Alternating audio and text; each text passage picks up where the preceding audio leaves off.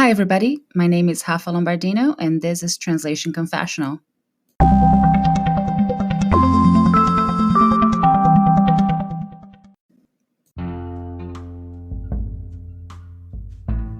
The power of word of mouth. As freelancers, we work very hard to find and keep clients so we can have a steady flow of projects coming our way. When you get assigned that very first project from a client you've been trying to get for a while, it sure feels great. When clients reach out because they found your website, your profile on a professional site, or your credentials in an association's directory, you feel on top of the world because you've made very little effort, besides years of improving your skills, and you got found by your target audience. Now, nothing beats getting a referral from peers, especially people you admire in your own industry. When someone whose professional skills I respect refers me to a client because they know I can do a good job, I can't help but get that warm, fuzzy feeling inside. I've had a handful of colleagues referring me to individuals who needed their personal documents and school records translated when they wanted to continue their academic career in the United States.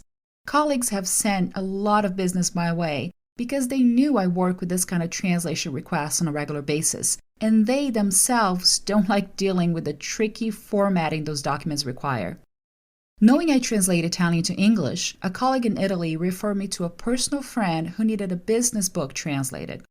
The author had contacted my colleague knowing she was a translator, but since she only translates English into Italian, she recommended me for the project, which I completed this past January. Word of mouth is indeed very powerful and requires little effort but being yourself, being good at what you do, and above all, being humble. The secret to networking successfully is not to force a situation. If you're trying to promote yourself every time you talk to someone who works in your industry or when you interact with prospects, chances are you will alienate people. I must confess that it really turns me off whenever other translators and interpreters contact me asking for projects or to be referred to anyone who may need their services.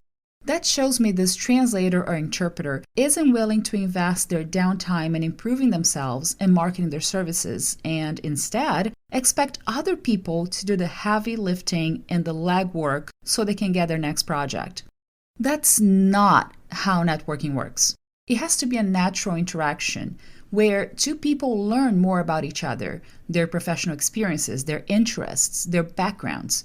I often refer clients to colleagues or even hire them to work with me on a given project, and it's all because I remember having a conversation with them when they mentioned that they specialize in such and such field because they went to school or worked in that area. When a client comes to me to get something translated about that subject, I think of that person right away because I know they're a better fit for the project. But in 99% of the cases, those people never ask me to help them find work. We just had a pleasant interaction, and I thought of them because they left a good impression and were top of mind when a project materialized. Having said that, if you want to network successfully, make sure you leave a good first impression when you attend translation events or interact with peers online. It takes some time to build a good reputation, but it may only take a minute to flush your professional image down the toilet.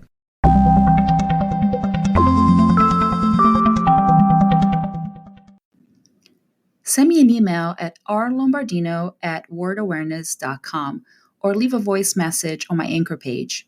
If I get enough feedback and voice messages, I can go back to the subject and post a special podcast episode with everyone's opinion on this very same theme.